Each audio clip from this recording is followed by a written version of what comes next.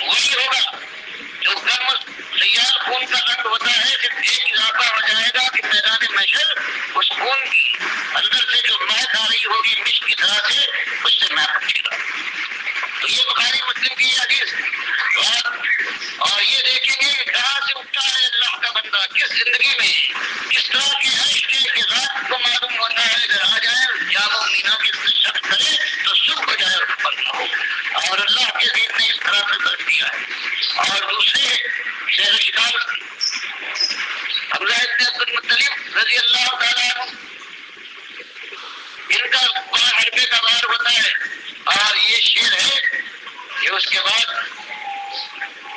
آگے بڑھنے کی کوشش کرتا ہے، لیکن اللہ سرفراز فرماتا ہے اس کو شہادت سے۔ اور پھر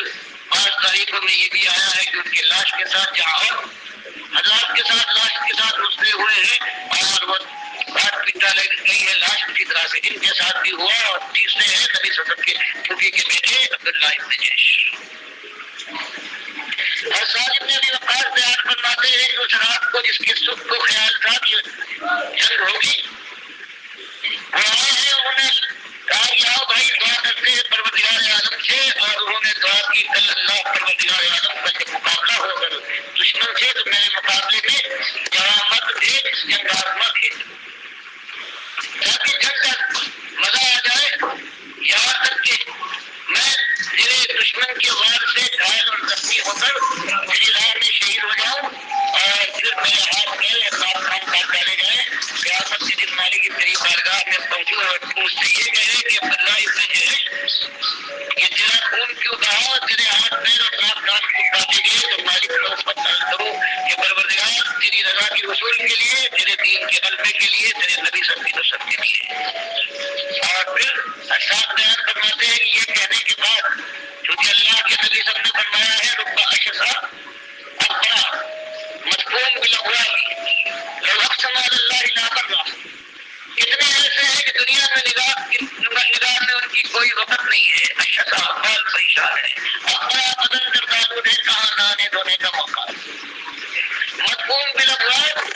کسی محفل میں جہاں بواب ہوتے ہیں دربار ہوتے ہیں داخل ہونے کی کوشش کرے دھمکی دے کر ہٹا دیا جائے کہ چہرہ ذرا آئینے میں دیکھ کر آئیے گا۔ لیکن دنیا کی نگاہ میں یہ عالم ہے،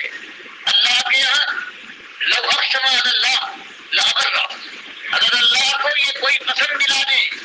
اقسم علی اللہ لابرہ، پروردگار اس کی قسم کی لاج رکھے گا، ان کو حارث نہ کرے گا۔ اور ان میں اللہ کے نبی صلی اللہ علیہ وسلم نے عبداللہ ابن جیش رضی اللہ تعالیٰ عنہ کا نام لیا، برا ابن مالک کا، اور انس ابن نضر رضی اللہ تعالیٰ اجمعین کا نام لیا کہ یہ لوگ بری لوگوں میں سے ہیں۔ اور یہ عبداللہ ابن جیش رضی اللہ تعالیٰ عنہ نے اسی فرقے کے اوپر ساتھ بیان فرماتے ہیں کہ انہوں نے اللہ کو قسم دی کہ پروردگار کا جب معرکہ پیش آئے تو میں تجھے قسم دیتا ہوں کہ میں تیری راہ میں شہید کرنا چاہوں۔ اور پھر یہی ان کے ساتھ ہوا، اللہ نے ان کو شہادت دی، ان کی تمناؤں کو پوری طرح سے آسودہ کروا دیا۔ تو یہ زندگی کا نقشہ ہے، یہ دور گزرا ہے، آواز وہی اونچی ہے جو قرآن میں ابھی تک موجود ہے، بالکل اپنی اصلی شکل میں، صرف یہ فرق ہوا ہے کہ بلانے والا اور دنیا کے سامنے بندگی کا نقشہ پیش کرنے والا وہ اللہ کا آخری رسول صلی اللہ علیہ وسلم۔ لیکن مالک رحمت کا یہ حال ہے کہ کم سے کم استطاعت والے لوگ اگر خلوص کے ساتھ اللہ کی بندگی میں اپنی جان لگا دیں، مالک کی طرف لوگوں کو بلائیں اور اس راستے میں اللہ کی توفیق سے استقامت کی کوشش کرے تو اللہ ان کا حامی و ناصر ہے۔ پروردگار کا وعدہ ہے وہ اپنے مومن بندوں کے ساتھ ہے، وہ ان کی بات کو پسند فرماتا ہے کہ جو اس نے اپنی کتاب میں بیان فرما دیا ہے، بس ہمت ور اگر اس بات کو قبول کرنے کے بعد آگے بڑھے سنت کی عہد مطابق اللہ کی رضا کے وصول کے لیے، تو مالک کا وعدہ ہے کہ اس راہ میں پھر کہیں ناکامی کا گزر نہیں ہے۔ اور بخاری مسلم کی حدیث میں یہ بھی آ گیا ہے کہ قیامت نہیں آئے گی جب تک زمین وہ دور نہ دیکھے کہ اس کی پیٹھ پر جتنے رہنے والے ہیں وہ سارے کے سارے مسلم ہوں گے، مومن ہوں گے، اور ایک کافر ایک مشرک موجود نہ ہوگا۔ اس لیے اب جزیہ کس سے لیا جائے؟ جزیہ ختم کر دیا جائے گا کام نہیں ہوگا، اس لیے سلیب لاپتہ ہوگی اور پھر دین کا کہیں نشان نہ ہوگا۔ تو یہ اللہ کے نبی صاحب کے ذریعے سے جو مالک نے خوشخبری سنائی ہے یہ ہمارے سامنے ہے۔ ہم نہ دیکھ پائے لیکن اللہ کا یہ وعدہ ہے اور یہ وعدہ پورا ہو کے رہے گا۔ ایمان کے ساتھ اللہ نے یہ وعدہ کیا ہے، ہم کو اپنی فکر شارت میں کرنا چاہیے کہ اگر اللہ وہ دن دکھا دے تو مالک کی رحمت کا انتہا ہے، آخر میں اس کا کوئی اندازہ نہیں لگا سکتا۔ لیکن اس راستے میں جب جواب مل جائے، ابرار کے ساتھ ہماری موت آ جائے، ایمان کے اوپر اللہ توفیق دے دے کہ ہم ایمان پر دنیا میں قائم رہے، زندگی اپنی اللہ کی بندگی میں دینے کے بعد ثابت کرنے کی کوشش کرے، خود اس کے ساتھ سنت کے مطابق، اور پھر اللہ کے دین کے لیے راستے اور گلیوں میں اور کارخانوں اور تعلیم گاہوں کے اندر دفتر اور سواریوں کے اوپر ایک ہی بات کہ آؤ اللہ کی طرف، مالک کے بندے ہو، مالک کے پاس تمہیں جانا ہے، پروردگار کے ساتھ دعا نہ کرو، اپنے مالک کی خوشنودی کے لیے اپنی جان اور مال کو لگاؤ، اپنے بال بچوں کی خیر بناؤ، ان کو دنیا میں سردی اور گرمی سے بچاتے ہو، جہنم کی آگ سے بچانے کے لیے آج موقع ہے، بچا دیکھو، اللہ تم پر رحمت فرمائے، پروردگار کے ساتھ ظلم نہ کرنا، مالک کے حق کے اوپر دستبرداری کر کے مالک کے بندوں کو پروردگار سے آگے نہ بڑھانا، مالک کے ساتھ کسی کو شریک ٹھہرا کر مالک کو سپورٹ نہ کرنا، مالک اس کو گالی سمجھتا ہے، اور یہ وہ چیز ہے اگر توبہ کی توفیق نہ ملے تو دنیا والے وہ والوں کبھی نماز کیے جائیں گے، اللہ اکیلا ہے۔ آج تم نے پروردگار کے ساتھ مسلمان ہونے کا دعویٰ کر کے ایمان کے دعوے داروں، تم نے اپنے پروردگار کے ساتھ ہر قسم کا شرک ہے اس کو روا رکھا ہے، اور دنیا میں تمہارا کوئی مقابل نہیں، ساری پرانی قوموں کو تم نے ہیج کر دیا ہے۔ اگر یہ آواز ہے مخلص آواز، مجاہدانہ آواز ڈاکٹر مسعود الدین عثمانی رحمۃ اللہ علیہ کی، جو توحید کی دعوت لے کر اٹھے تھے،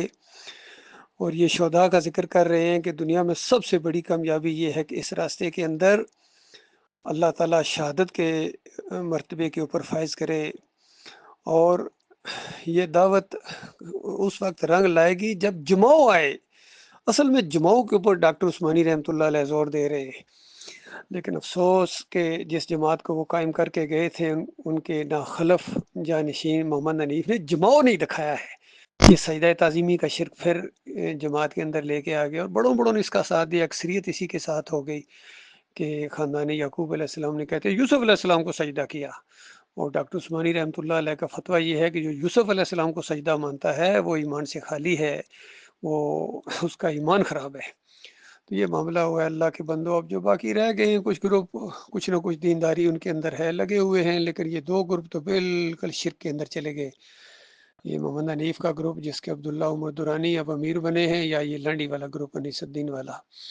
باقی جو بچ گئے ہیں، اللہ کے بندو اس مجاہدانہ انداز سے اٹھو اور اللہ سے شہادت کی بھیک مانگو، جس طرح ڈاکٹر صاحب کہہ رہے ہیں کہ اگر کوئی اللہ کے اوپر اعتماد کر کے اس راستے میں قدم ڈالے تو اللہ تعالیٰ اس کی قسم کی لاج رکھتا ہے۔ مالک ہمیں بھی